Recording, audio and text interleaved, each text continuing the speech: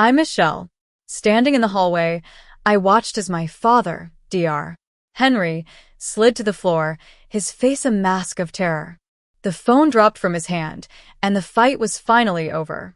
Federal agents were closing in, their voices growing louder. Outside, the air smelled like rain, and I knew that a long-standing nightmare was coming to an end. It all started at his $25 million gala. He was up on the stage, a glass of expensive wine in his hand, and he pointed at me with a shark-like smile.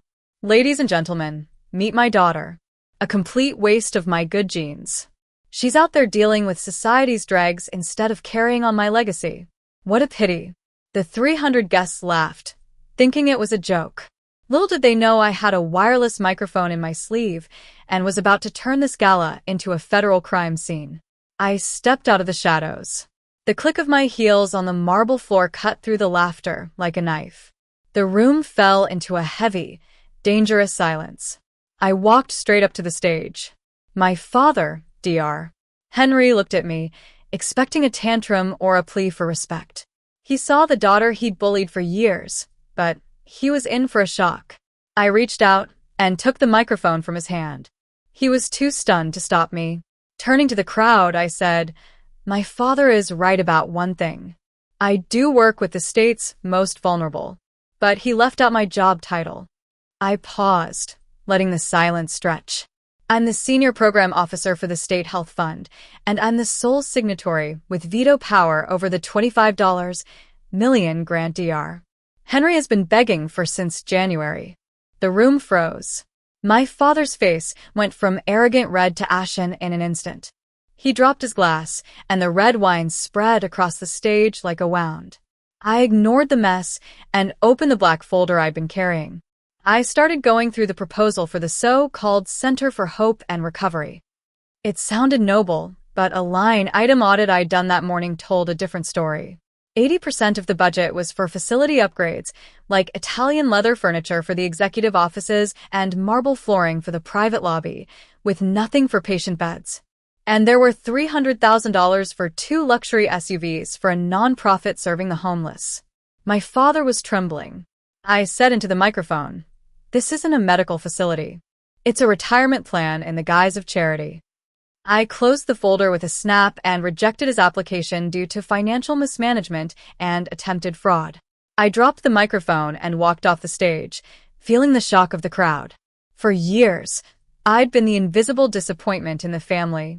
10 years ago, when I got accepted into the state's top social work program, my father, in his study filled with expensive antiques, took the acceptance letter, crumpled it, and threw it into the fireplace. "You want to be a glorified cleaner for society's trash? Go ahead, but don't expect me to support you. You're dead to me once you walk out that door." He thought he destroyed my future.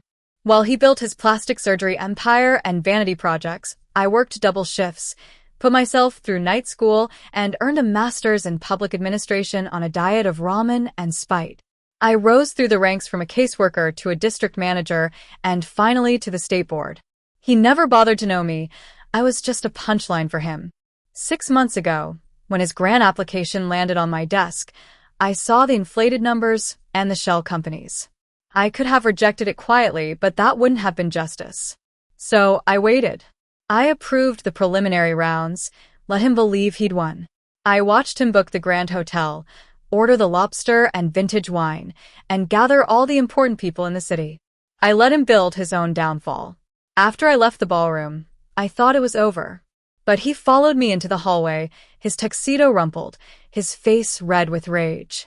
He grabbed my wrist and started shouting about how I'd humiliated him in front of his peers. He threatened to ruin my career and sue me for defamation. Then he pulled out his phone and said, "Let's see how much you love your grandmother when she's on the street tonight." He thought he had me. He boasted about his black fund and how he could write off a $100,000 party as donor cultivation. He lived in a world where rules didn't matter. But I was ready. I pulled out my phone and showed him photos of the gala's catering invoice, the wine list, and the consulting fees paid to a shell company in his name. I explained that under IRS Code 4941, using charitable assets for personal benefit was tax fraud and embezzlement. And when combined with the inflated contracts in his proposal, it was a RICO case. He tried to threaten me with my grandmother's nursing home, but I told him I'd moved her last Tuesday and paid for a year in advance at a different place. His face collapsed as his false image of me as a weak, naive girl shattered. I showed him the active call with a special agent from the Criminal Investigation Division who'd been listening for the last 3 minutes. His fight was over. As I got into my car and dialed my grandmother, I said, "It's done." She whispered, "And him?